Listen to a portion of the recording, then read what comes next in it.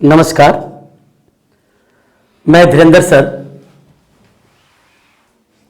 YouTube channel पर आप सबों का स्वागत करता हूं। और बिहार बोर्ड के जितने भी स्टूडेंट्स हैं, आप लोगों के लिए मैंने पहला वीडियो सिलेबस के रूप में जो डाला था, निश्चित रूप से आप लोगों की प्लानिंग का एक रोड मैप जरूर तैयार हो गया होगा। और आप लोगों को जो टास्क मैंने दिया था कि आपके बुक्स रेनबो पार्ट 2 में जितनी भी कविताएं हैं, 10 कविताएं हैं, तो उन सारे कविताओं के कवि का नाम याद रखने के लिए मैंने कहा था। शायद आप लोगों ने याद कर लिया होगा। और इसके साथ 100 नंबर में 5 नंबर के प्रति आप लोग कम से कम आश्वस्त हो गए होंगे। और निश्चित रूप से अगर आपने याद कर लिया है तो 5 नंबर आपका है। तो चलिए, my dear students of Bihar board, today I am going to teach you the first poem of your book Rainbow part 2। I am starting your syllabus. और बच्चों, मैं एक चीज बता देना चाहूंगा कि जब मैं कोई आपको कविता या कहानी पढ़ाऊं तो बिहार बोर्ड के लिए एक चैलेंजिंग क्या है कि केवल अगर आप स्टोरी याद रख लेते हैं उस कविता का समरी टाइप से, तो इतना से आपका काम चलने वाला नहीं है। आपका एक बड़ा काम यह होता है कि जब आप मेरी वीडियो को वॉच करें तो उस वक्त आप मेरी बातों को बिल्कुल ध्यान से सुने, क्योंकि मैंने कहा था कि आपके एग्जाम में 50% ऑब्जेक्टिव मार्क्स है। और 50% ऑब्जेक्टिव मार्क्स में मैंने कहा था कि हमारे बच्चों को 50 में 50 आता है और हमारा यह प्रयास होता है। लेकिन हमारा यह प्रयास तभी सफल हो पाएगा जब आप मेरी वीडियो को बेहतरीन ढंग से वॉच करेंगे और मेरी एक एक चीजों पर ध्यान देंगे। Because whenever I teach any poem or any prose, I always try to mention all type of objective questions which are asked in your exam. So please attend to me. Now I am starting your poem, and the name of the poem is Sweetest Love I Do Not Go. Sweetest Love I Do Not Go, which has been written by John Donne. यानी इस कविता का नाम sweetest love I do not गो, जो John Donne के द्वारा लिखा गया है। बच्चों, में एक चीज क्लियर कर दूं कि पोएम में जो कवि होते हैं, कवि से संबंधित प्रश्न भी ऑब्जेक्टिव टाइप से आपके एग्जाम में पूछे जाते हैं। तो कृपया करके आप एक एक चीज पर ध्यान दें। पहले थोड़ा सा हम लोग पोएट के बारे में जानेंगे। तो जॉन डन की अगर मैं बात करूं तो he was born in 1572 in London into a Roman Catholic family। एक एक चीज को ध्यान से सुनिएगा। यानी जॉन डन का जन्म लंदन में, इंग्लैंड में 1572 ईस्वी को एक रोमन कैथोलिक फैमिली में हुआ था। और उनकी मृत्यु एंड ही डायड इन 1631, और उसकी मृत्यु 1631 ईस्वी में हुई। कभी कभी जन्म और मृत्यु से संबंधित भी ऑब्जेक्टिव क्वेश्चन पूछे जाते हैं एग्जाम में, तो इस पर भी ध्यान देना है। और आप देखोगे कि जितनी भी बोर्ड में मैंने बातें लिखी है, जितने ऑब्जेक्टिव क्वेश्चन रेज हो सकता है, उन सारे को मैंने रेड लाइन से अंडरलाइन कर दिया है। तो अंडरलाइन दिए हुए सारे चीजों को आप गौर से ध्यान दोगे। तो बच्चों, ध्यान रखोगे, he was born in a Roman Catholic family. मैं एक चीज बिल्कुल यहां क्लियर कर देना चाहूंगा कि जिस समय जॉन डन का जन्म इंग्लैंड में हुआ, उस समय इंग्लैंड अधिकतर एंटी रोमन कैथोलिक धर्म वहां माना जा रहा था। And he was born in Roman Catholic family, so he suffered a lot because of his religion. अपने धर्म के कारण, क्योंकि बहुतायत में लोग एंटी रोमन कैथोलिक धर्म के मानने वाले लोग इंग्लैंड में थे और इनका जन्म रोमन कैथोलिक फैमिली में हुआ, तो धर्म के कारण इनको बहुत सफर करना पड़ा, और उस सफर में एक चीज आप याद रखोगे कि John Donne was forced to leave Oxford University without a degree because of his religion. यानी धर्म के कारण उनको सफर क्या करना पड़ा कि ऑक्सफोर्ड यूनिवर्सिटी में जब वो पढ़ रहे थे तो उनको बाध्य कर दिया गया उस यूनिवर्सिटी को छोड़ने के लिए। किसको याद रखेंगे? ऑक्सफोर्ड यूनिवर्सिटी को, बिना डिग्री का, and he was not awarded any degree and he had to leave that university only because of his religion, केवल अपने धर्म के कारण। कुछ बातें क्लियर हो रही है आप लोगों की? अब मैं आता हूं कि जॉन डन पूछता है which type of poet is John Donne. तो हमें याद रखना है कि John Donne is a metaphysical poet, यानी he belongs to metaphysical age. दो बात याद रखेंगे आप, जॉन डन मेटाफिजिकल पोएट हैं और वो मेटाफिजिकल एज से बिलोंग करते हैं। बच्चों आप लोगों को लगता होगा मेटाफिजिकल क्या है? तो अंग्रेजी में जो पीरियड है 16th century, 17th century, 18th century, 19th century, हर सेंचुरी का नाम है, जो मैं आगे एक वीडियो में आप लोगों को डिटेल में कभी बताऊंगा। फिलहाल आप इतना ही याद रखेंगे कि he was born in 17th century, I mean John Donne belongs to 17th century and 17th century is called metaphysical age, that's why John Donne is a metaphysical poet. इतना आप याद रखोगे। क्लियर हो गया? अब जब इस कविता पर आते हैं तो इस कविता के बारे में दो क्वेश्चन ये भी आता है कि विच type of poem is this, ये कविता किस प्रकार की है। तो दो चीजें आपको याद रखना है, this poem is a lyric poem and love poem.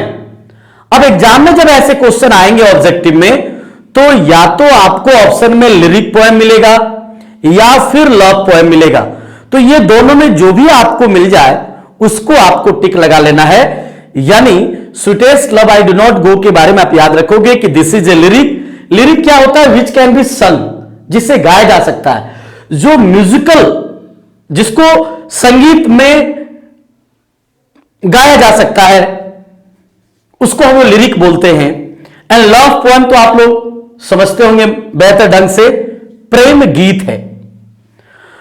बच्चों यह जो कविता है बेहतरीन कविता है, और इस कविता के माध्यम से कवि ने अपने प्रेम को एक्सप्रेस किया है।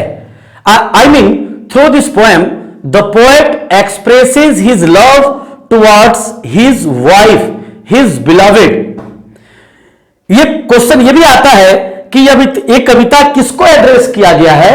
तो याद रखेंगे यह एक प्रेम गीत है, और इस कविता के माध्यम से कवि ने अपने प्रेम को अपनी पत्नी, जिनका नाम है एन मोर, याद रखेंगे उनकी वाइफ का नाम क्या है? एन मोर, उसको संबोधित ये पूरी कविता है।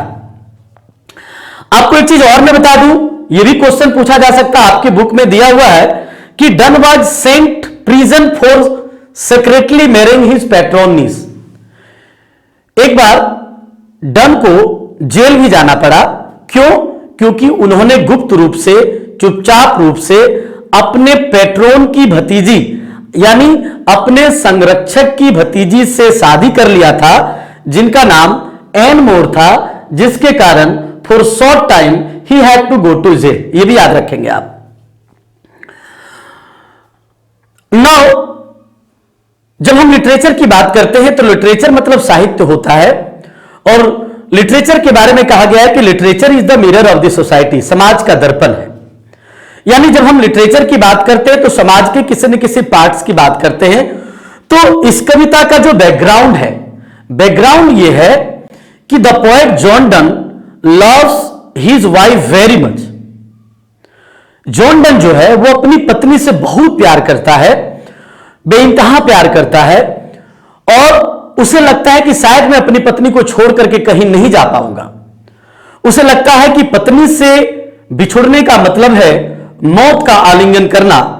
तो एक बार की बात है कि कवि the poet is going on his journey, यह भी पूछा जा सकता है कि कवि कहां जा रहे थे, तो याद रखेंगे John Donne is going to Germany living his wife behind. Background समझिए, कवि एक बार अपनी पत्नी को छोड़कर एक यात्रा पर जा रहे हैं, एक यात्रा पर निकल रहे हैं। अब स्थिति यह है कि कवि जब यात्रा पर जा रहे हैं तो उस वक्त जुदाई का जो गम है पति और पत्नी का, वो इसमें दिखाया गया है कि पति के यात्रा पर जाने के कारण उसकी पत्नी कितनी दुखी होती है। उस विलाप को, उस सेपरेशन, उस जुदाई की फीलिंग को इस कविता के माध्यम से कवि ने व्यक्त करने का प्रयास किया है। और आप देखोगे कि प्यार को इस कविता में कवि ने कैसे अमर कर दिया है। So we can say that in this poem the poet has immortalised love, यानी प्रेम को अमर कर दिया है अपने प्यार से। कैसे प्रेम अमर होता है? लव हैज डिवाइन पावर, कहा जाता है ना प्रेम में एक दैविक शक्ति होता है। If your love is true then you can feel that. तो यहां एक दैविक, एक डिवाइन लव व्यक्त किया है कवि ने और उसको समझाने का प्रयास किया है। तो चलिए पहली लाइन को अगर देखा जाए, स्वीटेस्ट लव, स्वीटेस्ट, स्वीट का सुपरलेटिव डिग्री है स्वीटेस्ट। स्वीट माने होता है प्रिय, प्यारा। लव यानी आप इसको समझ सकते हैं हमारी सबसे प्यारी प्रेयसी, प्रियतमा। आई डू नॉट गो, मैं नहीं जाता हूं, यानी मैं नहीं जाऊंगा। यानी इसका टाइटल कवि ने इसलिए दिया है क्योंकि वो जो जा रहा है और उसके जाने का गम जो उसकी पत्नी को है। तो इन this poem the poet is consoling his wife. इस कविता में कवि अपने पत्नी को संतावना दे रहा है कि तुम चिंता मत करो, मैं कहीं नहीं जा रहा हूं। लेकिन एक चीज आप यहां गौर करोगे, गो का जनरली स्पेलिंग गो GO होता है और आप यहां देखोगे GOE। तो बहुत सारे वर्ड इस कविता में आपको मिलेगा जो आज के स्पेलिंग से बिल्कुल डिफरेंट है। यहां मैंने कुछ वर्ड्स दिया है, इस पर जरा आप ध्यान दोगे। आप देखोगे ये hath means has, thou means you, thine means your। Die का स्पेलिंग आप देखोगे DYE, मरना, जबकि मरना का जनरल स्पेलिंग क्या होता है DIE। ज्वाइन का स्पेलिंग आप देखोगे JOIN, ज्वाइन माने जुड़ना, लेकिन आप यहां स्पेलिंग देख रहे हो। तो ये क्या है प्यारे बच्चों, इसको समझो, ये ओल्ड इंग्लिश के वर्ड्स हैं। यानी ओल्ड इंग्लिश यानी पुराने जमाने में, एंशियंट टाइम में इंग्लिश के बहुत सारे वर्ड थे जो आज से बिल्कुल डिफरेंट थे। तो यह भी ऑब्जेक्टिव क्वेश्चन हो सकता है कि what does thou mean here, thou का मतलब क्या होता है। तो आपको ऑप्शन जो मिलेगा उसमें आप जहां देखोगे यू, वहां आप कर दोगे। Is that clear? तो कुछ वर्ड्स मैंने दिए हैं और कुछ बातें लिखा है, उसको आप गौर से देखोगे। एक चीज और याद रखना, done is well known for his songs and sonnets. कभी कभी पूछा जा सकता है who is famous for song and sonnets, तो आप याद रखोगे डन। तो song and sonnets, satires and algae and sermons. मुझे लगता है इस कविता का बैकग्राउंड आप समझ गए होंगे। यह कविता एक प्रेम गीत है और इस कविता के माध्यम से कवि अपने पत्नी को संतावना दे रहा है। अब बच्चों, अभी उतना टेक्निकली हम इंप्रूव नहीं हुए हैं, तो कविता मैं बोर्ड पर नहीं लिख पा रहा हूं, आपको दिखाई नहीं देगा। लेकिन जब आप मेरे साथ कविता को पढ़ेंगे तो उस वक्त आप किताब जरूर निकाल लोगे और मेरे साथ आप लाइन बाय लाइन चलोगे। Now I am starting the poem. कविता की पहली लाइन है, sweetest love I do not go for weariness of thee. एक वर्ड आप ध्यान दोगे, यहां मैंने लिखा है वियरीनेस मीन्स टायर्डनेस। यानी जब कवि जा रहा है और उसकी पत्नी विलाप कर रही है तो वो अपनी पत्नी को संतावना देता है, अपनी प्रियतमा को वो संतावना देता है कि प्रियतमा, मैं इसलिए नहीं जा रहा हूं क्योंकि मैं अब तुमसे उब चुका हूं। Nor in the hope the world can show ये फीटर लव फॉर मी। एक लाइन पर आप ध्यान दोगे, वो अपनी पत्नी को समझा रहा है कि प्रियतमा, तुम ये मत समझना कि मैं तुमसे उब गया हूं इसलिए मैं तुम्हें छोड़कर जा रहा हूं, और ना ही मुझे इस बात की उम्मीद है, आशा है कि दुनिया में मुझे तुमसे बेहतर कोई प्यार मिलेगा। यानी I can not get anywhere better than you. So क्योंकि इस प्रकार की बातें डन इसलिए स्टार्ट करता है क्योंकि इंग्लिश कल्चर में, यानी इंग्लैंड में, खास करके इंग्लिश कल्चर में एक बड़ा पति और पत्नी के बीच में एक संशय का स्थिति होता है कि जब पति या पत्नी एक दूसरे को छोड़ के जाते हैं तो उसे लगता है कि शायद कहीं दूसरा लव, क्योंकि वहां हमारे यहां की जो शादियां है या हमारे यहां हम लोग कहते हैं ना हमारे यहां की जो शादियां होती है वो 7 जन्मों का बंधन होता है। इस प्रकार की संस्कृति और कंट्रीज में नहीं है, वहां शादियां करना छोड़ना बड़ी आम सी बात है। तो इसलिए कभी अपने पत्नी को समझा रहा है कि बिल्कुल तुम्हारे मन में यह कड़वाहट नहीं रहनी चाहिए या इस प्रकार की कोई संशय नहीं होनी चाहिए कि मैं तुमसे थक चुका हूं इसलिए मैं जा रहा हूं, और ना ही दुनिया में तुमसे बेहतर मुझे कोई प्यार मिलेगा। यानी तुमसे बेहतर प्रेयसी और प्रियतमा मुझे दुनिया में कहीं नहीं मिल सकता है। यानी इन लाइन के माध्यम से कवि अपने प्यार का इजहार कर रहा है कि तुम जितना समझती हो, तुम मुझे जितना प्यार करती हो प्रियतमा, ये तुम समझो कि मैं भी तुम्हें उतना ही प्यार करता हूं, क्योंकि मैं ये मानता हूं कि मुझे तुमसे बेहतर कोई प्रेमिका नहीं मिल सकता है। But since I must die at last, लेकिन वो अपनी पत्नी को समझाता है, लेकिन इस बात ये तो तय है कि हमें एक न एक दिन मरना है, इस दुनिया से जाना है, तुमसे जुदा होकर के बिछड़ जाना है। It is best to use my selfish in jest. यहां 2 प्रकार की फीलिंग आया है, क्योंकि कविता के फीलिंग को किताबों में उस प्रकार दर्ज कहीं नहीं किया गया है। यह तो खुद कविता क्या होता है, एक फीलिंग होता है, आप उस कविता को कितना फील करते हैं। तो जो मैंने इस जगह जो फील किया, यहां 2 प्रकार की फीलिंग की बात करता है। एक तरफ कवि कहता है कि मरना तो शाश्वत है, हमें भी एक दिन मरना है, तो before my death I want to do some good work. मैं कुछ अच्छा काम करना चाहता हूं। क्यों? Thus by fate days to die, क्योंकि मरने के बाद जब मैं मौत का सामना करूंगा, मृत्यु का जब मैं सामना करूंगा, तो I can face death boldly. And I want to do such type of work in my life कि when I die, that time I can face my death boldly.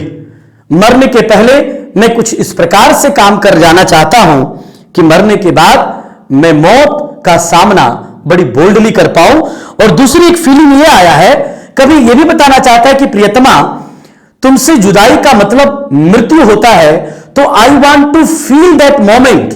मैं उस पल को फील करना चाहता हूं कि जब जीवन में मुझे तुमसे अलग होना पड़ेगा तो किस प्रकार की भावना मेरे मन में आएगी, उस पल को मैं आज ही जी लेना चाहता हूं, इसलिए मैं तुमसे जुदा होकर के जा रहा हूं।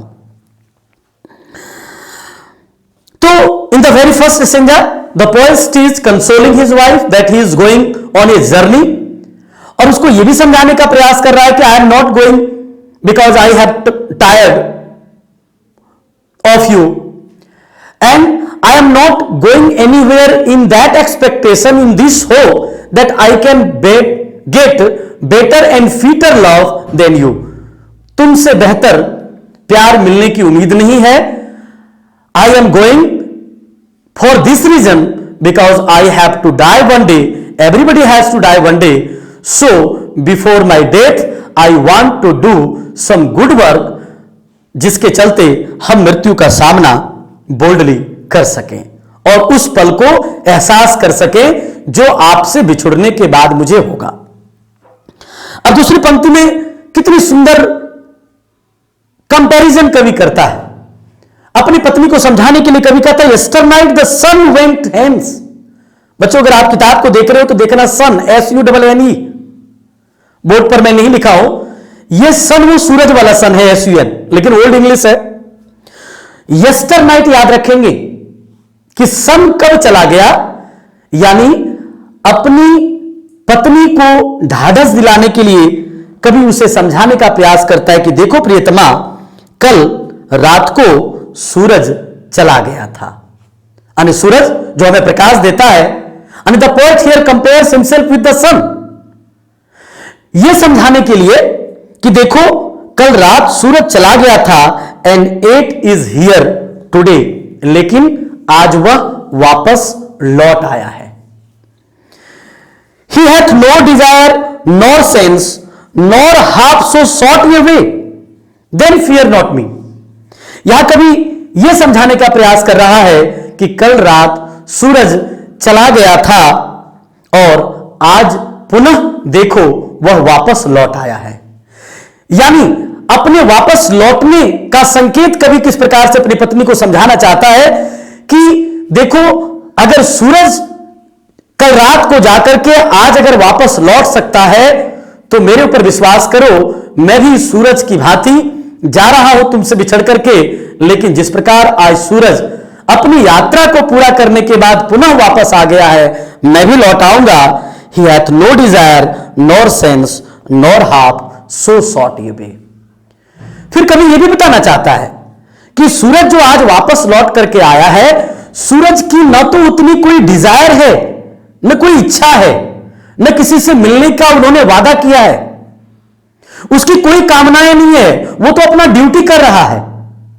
यानी सूरज जिनके पास वापस लौटने का कोई वजह नहीं था, कोई कारण नहीं था, फिर भी वापस लौट आया, जबकि उसकी यात्रा की जो दूरी है वो काफी लंबा है। यानी उन्होंने काफी लंबा यात्रा करके बिना कोई इच्छा का आज फिर से मौजूद हो गया है। देन फियर नॉट मी, तुम बिल्कुल भी मत डरो, but believe that I shall make speedier journey. देखिएगा कभी यहां कैसे यूज करता है कि मेरी जो यात्रा होगी वो सूरज से भी ज्यादा तेज होगी। इन्होंने कवि ने अपनी पत्नी को संतावना देने के लिए अपने आप को सूरज से तेज चलने की बात करता है कि मेरी जो my journey will be speedier than the sun, since I take more wings and spurs than thee. ऐसा क्यों? क्योंकि I have desire for returning, मेरे पास तो लौटने का वजह है। I have the reason, because I have to meet you, I have to love you, I have desire to meet you again and again. लेकिन सूरज के पास तो कोई वजह नहीं था और उसकी यात्रा मेरी यात्रा से काफी लंबी थी, लेकिन फिर भी वो अपनी यात्रा पूरा करने के बाद वापस लौट आया है। तो प्रियतमा मेरे ऊपर विश्वास करो, मेरी तो उतनी लंबी यात्रा भी नहीं है और मेरे पास लौटने का वजह है। I have desires to meet you, इसलिए मेरे ऊपर विश्वास करो कि जिस प्रकार सूरज कल जाकर के वापस लौट आया है, मैं भी लौट आऊंगा। अब अगली पंक्ति में कवि मानव के बारे में बताता है, वो how feeble is man's power. आप देखिएगा एक जगह मैंने लिखा है man's power is very feeble, feeble means weak. यानी कवि कहता है कि मानव कितना कमजोर होता है। That if good fortune fall can not add another hour. इस जगह कवि मानवीय पावर के बारे में कहता है कि मानव कितना कमजोर होता है, जबकि दुनिया का सबसे उत्तम प्राणी मानव जाति है का होता है, लेकिन अंदर से वो कितना कमजोर होता है कि जब भाग्य गुड फॉर्चून फॉल, यानी अच्छे दिन जब चले जाते हैं, क्योंकि life is mixture of both sorrow and happy. जीवन में सुख और दुख दोनों आता है, क्योंकि जीवन सुख दुख का एक चक्र है। तो कहता है इंसान इतना कमजोर होता है कि कभी जब अच्छे दिन गुजर जाते हैं तो उसमें वो एक पल भी ऐड नहीं कर पाता है। यानी अपनी पत्नी को समझा रहा है कि हम इतने कमजोर हैं कि जब दुख का समय आने का होगा तो हम एक पल भी उसको कम और अधिक नहीं कर सकते हैं। Can not add another hour nor in lost hour recall, और ना ही अपने बीते हुए समय को हम वापस लौटा सकते हैं। यानी इस जगह कभी यह बताने का प्रयास करता है कि मानव इतना कमजोर होता है कि जब बैड फॉर्चून उसका चला जाता है, जब उसके भाग्य के दिन चले जाते हैं, तो उसमें एक पल भी वह अपने पुराने दिनों को याद करके उस पल को खुशनुमा नहीं बना पाता है। यानी यहां यह बताना चाहता है कि इंसान के जीवन में सुख और दुख आते रहता है, तो इंसान को यह चाहिए कि अगर जब गुड फॉर्चून चला जाए, अगर दुख के दिन कभी आ जाए, तो इंसान को अपने बिताए हुए अच्छे पलों को याद करके अपने इस समय को बेहतर ढंग से गुजारना चाहिए। मानव की शक्ति के बारे में यहां कभी बात कर रहा है, but come bad chance and we join to it our strength and we teach it art and length itself over us to advance.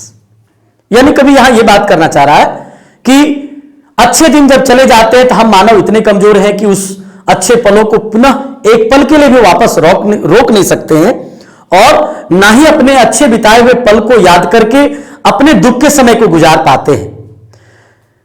जबकि होता क्या है, जब हमारा बैड चांस आता है, जब हमारा दुर्भाग्य आता है, तो हम इतने दुखी हो जाते हैं कि दुखी होकर के अपनी फीलिंग को दुख से इतना जोड़ देते हैं कि वो जो बैड टाइम जो होता है वो इतना स्ट्रांग हो जाता है कि हमें फिर परेशान कर देता है। यानी through this stranger the poet wants to convey us a message that man should be bold. मानव को बोल्ड होना चाहिए, और जिस प्रकार मानव सुख के समय को बिताता है, अगर जीवन में दुर्भाग्य के समय बैड टाइम भी जब आता है तो उसको भी इस प्रकार से खुशीपूर्वक गुजारना चाहिए ताकि बैड टाइम उस पर ज्यादा हावी ना हो। प्यारे बच्चों, इस जगह मैं जरा सा आप लोगों को एक मैसेज देना चाहूंगा कि जीवन में कई उतार चढ़ाव आएंगे, लेकिन कभी भी हमें डिसअपॉइंट यानी उदास और निराश नहीं होना चाहिए, बल्कि दुख के समय में और मजबूती के साथ हमें आगे बढ़ना चाहिए, क्योंकि दुख के उस पार निश्चित रूप से हमारा खुशी का पल होगा। फिर आगे बढ़ते हैं। When thou sayest not win, but sayest my soul away। अब कवि अपनी पत्नी को समझा रहा है कि प्रियतमा, जब तुम साइस्ट मतलब होता है आहें भरना, विलाप करना, यानी जब तुम आहें भरती हो तो मेरी आत्मा रोता है। When thou weepest unkindly kind, my life's blood doth decay। यानी अपनी पत्नी को समझाने का प्रयास कर रहा है कि प्रियतमा, जब मैं इस यात्रा पर जा रहा हूं और तुम जो विलाप कर रही हो, यकीन मानो तुम्हारे विलाप से हमारा आत्मा भी विलाप करता है, और तुम जब रोती हो तो हमारे शरीर का जो ब्लड है, जो रक्त है, उसका नाश होता है, उसका क्षय होता है। यानी अपनी पत्नी को समझाने का प्रयास कर रहा है कि डोंट क्राई, रो मत, मेरा साथ दो, क्योंकि आई can not leave you in this condition. मैं ऐसी स्थिति में तुम्हें छोड़कर नहीं जा सकता हूं, क्योंकि तुमको जब रोता हुआ देखता हूं, तुमको जब विलाप करता हुआ देखता हूं, तो यकीन मानो मेरी आत्मा भी रोता है, और हमारे शरीर की जो ब्लड है उसका नाश होता है, उसका पतन होता है। इट कैन नॉट बी, ऐसा नहीं हो सकता है that thou lovest me as thou sayest. मुझे पता है कि तुम जितना बताती हो, यह जताने की जरूरत नहीं है। शायद तुम्हें ऐसा प्रतीत हो रहा होगा कि मेरे जाने पर तुम्हारे विलाप से तुम्हारा प्यार मुझे पता चलेगा, तो you have not to express your love to me because I know your love. मुझे तुम्हारा प्यार पता है, रो करके विलाप करके अपने प्यार को एक्सप्रेस करने की कोई जरूरत नहीं है। मुझे पता है तुम जितना बोलती हो उससे ज्यादा तुम मुझसे प्यार करती हो, if in thine my life thou waste, thou are the best of me, thou are the best of me. यानी आई नो कि तुम्हारी जो प्यार है वो हमारे लिए बेहतर है, सबसे उत्तम है, इसलिए विलाप करके मुझे कमजोर मत करो, मुझे मेरे यात्रा पर जाने दो और इसमें तुम मुझे साथ दो। अब आगे कहता है, let not thy divining heart forethink me any ill. Divining heart, मैंने कहा था लव हैज डिवाइन पावर, प्रेम का एक दैविक एनर्जी होता है, शक्ति होता है। तो कहता है कि नहीं, late not thy divining heart forethink me any will. मेरे यात्रा पर जाने से न जाने तुम्हारे दिल में कितने बुरे ख्याल आ रहे हैं। तो प्रियतमा, मैं नहीं चाहता हूं कि तुम्हारे अंदर जो डिवाइन पावर है, जो पवित्र तुम्हारी जो आत्मा है, जो दैविक शक्ति तुम्हारे अंदर है, उसमें किसी प्रकार की कोई बुरी बातें आनी चाहिए। डेस्टिनी में take thy part and may thy fears fulfil. क्यों? क्योंकि तुम ये सोच रही हो कि मैं यात्रा पर जा रहा हूं और शायद मेरे साथ कोई हादसा हो जाए, तो ऐसा मत सोचो, कहीं ऐसा ना हो कि तुम्हारा जो वो डर है वो सच साबित हो जाए। डेस्टिनी में टेक दाई पार्ट, यहां एक बड़ी सुंदर लाइन कवि ने हमें बताया है कि भाग्य को अपना काम करने दो। We can not change our destiny, हम भाग्य को नहीं बदल सकते हैं। हमारे साथ अगर बुरा होने का होगा तो होगा, हम लाख प्रयास कर लें, हम उसको बदल नहीं सकते हैं। तो भाग्य को अपना काम करने दो। भाग्य हमारे बस में नहीं है, तो इंसान के बस में कर्म होता है, काम होता है, और काम के द्वारा हम अपने भाग्य को बदल सकते हैं। इसलिए भाग्य को अपना काम करने दो, बुरी ख्याल अपने दिल से तुम निकाल दो, but think that are but turn aside to sleep. अभी जो मैं तुमसे बिछड़ रहा हूं, बस तुम केवल इतना ही सोचो कि हमारे तुम्हारे की जो बीच की जो दूरी है वो ज्यादा नहीं है। थोड़े पल के लिए तुम ऐसा मान के चलो कि हम दोनों एक साथ सोए हुए हैं, लेकिन दोनों का मुंह एक दूसरे के विपरीत है। टर्न असाइड, यानी तुम्हारा मुंह उधर मुड़ा हुआ है, मेरा मुंह इधर मुड़ा हुआ है, ऐसा तुम समझो, तब ये जुदाई के पल जो है सो बेहतर ढंग से काट पाओगे। बुरे ख्याल मत निकालो। I am always with you, I can never depart from you. मैं तुमसे कभी भी अलग नहीं हो सकता हूं, because I love you very much, क्योंकि मुझे तुमसे काफी प्यार है। तो इस जुदाई के आलम को बस तू यूं ही समझ लेना कि हम दोनों एक साथ एक दूसरे की विपरीत मुंह करके सोए हुए हैं। They who one another keep alive never parted भी। अंतिम समय में कवि ने अपने प्यार को कैसे अमर कर दिया है, इस लाइन के माध्यम से कवि यह भी कहता है कि यकीन मानो, अगर मैं मर भी गया, अगर मेरी मौत भी हो गई, तो death can not stop me. I will come to meet you after my death, क्योंकि प्यार अमर है। मौत भी सच्चे प्यार को रोक नहीं सकता है। जिस प्रकार बच्चों हम लोगों ने सावित्री और सत्यवान की कहानी सुना है कि सत्यवान की जब मृत्यु हो जाती है तो किस प्रकार सावित्री जमराज से भी वापस लड़ करके अपने पति को वापस ले आती है, और इसके माध्यम से प्रेम दिखता है कि जब आप सच्चा प्यार करते हो तो सच्चे प्यार को दुनिया की कोई ताकत एक दूसरे से अलग नहीं कर सकता है। इसलिए हम दोनों एक दूसरे के लिए बने हैं और हमें कोई भी जुदा नहीं कर सकता है। Even death can not separate us to each other, हमें एक दूसरे से मृत्यु भी अलग नहीं कर सकता है। और इस जगह कविता समाप्त हो जाती है। तो बच्चों, मैंने जैसे ही पहले कहा था, ये पूरी कविता एक प्रेम गीत है, और इस कविता के माध्यम से कवि ने अपने प्रेम को इजहार किया है और दुनिया को यह बताया है कि प्यार अगर सच्चा हो तो दुनिया की कोई ताकत एक दूसरे से अलग नहीं कर सकता है। तो मुझे लगता है बच्चों आप लोगों ने इस कविता को काफी एंजॉय किया होगा और आप मेरे वीडियो को ध्यान से वॉच करोगे तो इस कविता से जितने भी ऑब्जेक्टिव क्वेश्चन रेज हो सकते हैं आपको मेरे वीडियो में मिलेगा और फिर इस कविता के बाद हम आपको ऑब्जेक्टिव भी भेजेंगे।